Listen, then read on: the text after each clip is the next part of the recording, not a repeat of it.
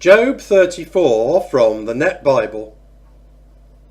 Elihu's second speech. Elihu answered, "Listen to my words, you wise men. Hear me, you learned men. For the ear assesses words as the mouth tastes food. Let us evaluate for ourselves what is right. Let us come to know among ourselves what is good. For Job says, I am innocent, but God turns away my right. Concerning my right, should I lie? My wound is incurable, although I am without transgression. What man is like Job, who drinks derision like water? He goes about in company with evildoers. He goes along with wicked men. For he says, it does not profit a man when he makes his delight with God. God is not unjust. Therefore, listen to me, you men of understanding. Far be it from God to do wickedness, from the Almighty to do evil, for he repays a person for his work, and according to the conduct of a person, he causes the consequences to find him. Indeed, in truth, God does not act wickedly, and the Almighty does not pervert justice. Who entrusted to him the earth? And who put him over the whole world? If God were to set his heart on it, and gather in his spirit and his breath, all flesh would perish together, and human beings would return to dust. God is impartial and omniscient.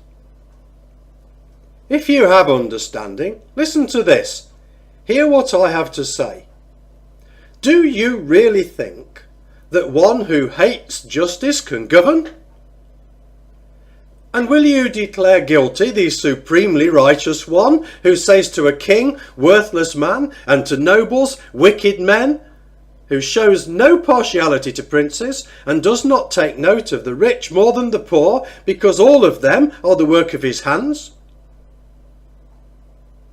In a moment they die. In the middle of the night, people are shaken and they pass away. The mighty are removed effortlessly, for his eyes are on the ways of an individual. He observes all a person's steps. There is no darkness, and no deep darkness where evildoers can hide themselves. For he does not still consider a person that he should come before God in judgment. He shatters the great without inquiry, and sets up others in their place. Therefore he knows their deeds. He overthrows them in the night, and they are crushed. He strikes them for their wickedness in a place where people can see, because they have turned away from following him, and have not understood any of his ways, so that they cause the cry of the poor to come before him, so that he hears the cry of the needy.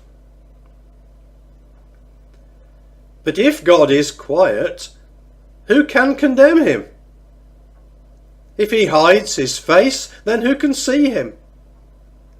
Yet he is over the individual and the nation alike, so that the godless man should not rule, and not lay snares for the people.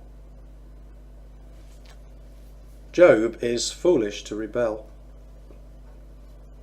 Has anyone said to God, I have endured chastisement, but I will not act wrongly any more? Teach me what I cannot see.